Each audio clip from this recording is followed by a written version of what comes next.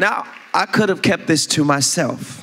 Ariana Grande is endorsing you. I know you guys are excited to see her. I didn't know you guys would be excited to see me, too. Celebrity endorsements have been a big part of Democratic presidential candidate strategies for years, and that includes this election season. Some of the biggest names endorsing Joe Biden include Eva Longoria, Lin-Manuel Miranda, Tom Hanks, and Cardi B. Oh, snap. How you doing? Initially, there was just sort of a thought that, hey, you know, a celebrity endorsement's a great thing. It gives energy, enthusiasm, helps raise money, helps persuade people. But it's a lot more complicated than that. I don't think they move the needle terrifically, but in a close election, it might matter just enough. It's not a simple yes or no. It's more of a, it depends on the type of celebrity and how the voters are viewing that celebrity. Nearly 9 in 10 people said no celebrity endorsement would sway their vote, according to a recent poll from Morning Consult and The Hollywood Reporter.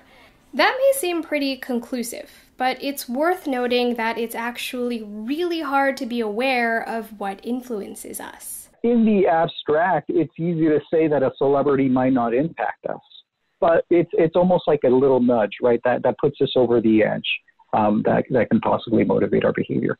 Experts say the ideal celebrity endorsement centers around 3 things: how well known a person is, their likability, and their credibility. Case in point, when media mogul Oprah Winfrey endorsed then-Senator Barack Obama in the 2008 presidential race.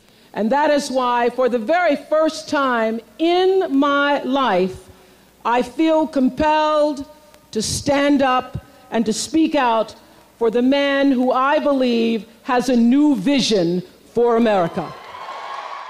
Oprah Winfrey had a huge impact on Obama's first election in 2008. To the tune of 1 million votes is what they attribute it. Researchers also found that right after Winfrey's endorsement, contributions to Obama's campaign significantly increased in places with more Oprah magazine subscribers. A celebrity who doesn't do a lot of endorsing might be more effective with their first few endorsements. So Oprah Winfrey hadn't done a ton of endorsing before she endorsed Obama. And when she did, well, then it had a big effect. Other celebrities haven't been as successful. I need to be on the right side of history. Taylor Swift broke her silence on politics over the weekend. Her voice in a whole new way. In 2018, Taylor Swift endorsed Tennessee Democrat Phil Bredesen for Senate and publicly rebuked his opponent, Marsha Blackburn, despite heavy media coverage and a noticeable spike in younger voter registrations. Bredesen lost to Blackburn. Some speculate that Swift's endorsement may have galvanized GOP voters in the conservative-leaning state. When it's a surprise, it catches our attention, which is why I think Taylor Swift created such a reaction on both sides of the aisle.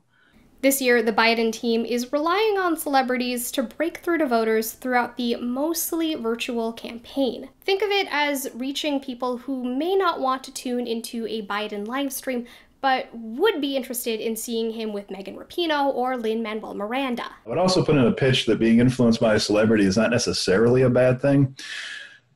Just as being influenced by the New York Times or the UAW or the NRA isn't necessarily a bad thing. Casey Mendoza, Newsy, Chicago.